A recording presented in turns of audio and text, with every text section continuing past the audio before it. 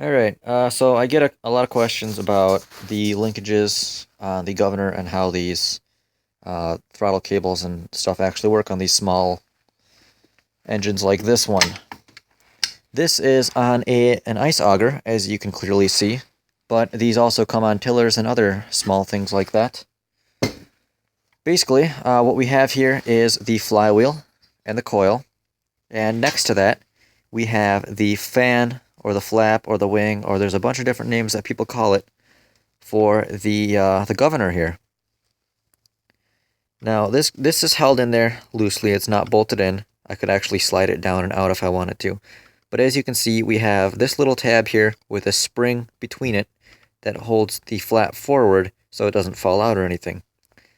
And next to that, we have a linkage that goes down to the carburetor and connects on that.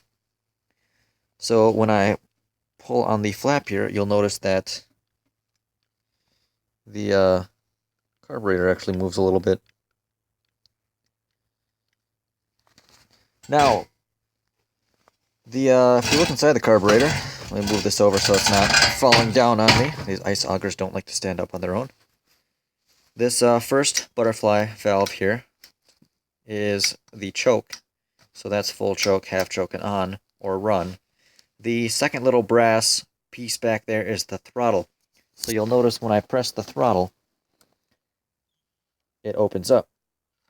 Now, this throttle linkage isn't even connected to the carburetor. It kind of works in a backwards way, where the carburetor wants to go. It wants to run at full throttle, but this throttle setup is not allowing it to do so. When you depress the throttle, it's actually allowing it to move, and the engine can perform as it wants to. A lot of systems are set up, even on your car, where there is a throttle cable to the carburetor, or the throttle body if it were your car, and it's telling your engine to speed up. It's telling your engine to open up more and give it more air and gas, and telling it to rev itself up.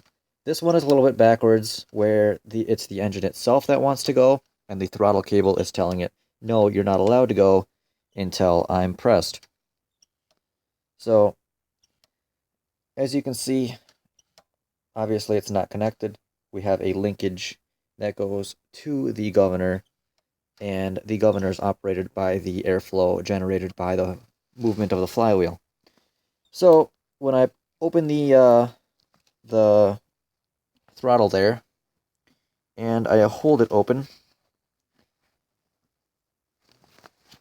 you'll notice that the inner flap there is all the way open, and it's unrestricted, and it can run as fast as it wants to, and basically that creates a dangerous situation where if it overstrains itself or it goes too fast, things can break and come apart, and it can damage the engine. You'll have a lack of lubrication and a bunch of issues that you don't really need. So in order to keep it from going too fast and going uncontrolled, the airflow pushes back on this flap here. And as you see, what that linkage does is it pushes that valve closed a little bit. And as it pushes it closed, the engine, it's like choking it, and it becomes restricted, and it slows down. As it slows down, there's less airflow, and it's not pushing on the flap as hard. So it basically finds a good even ground where it can run, but run safely.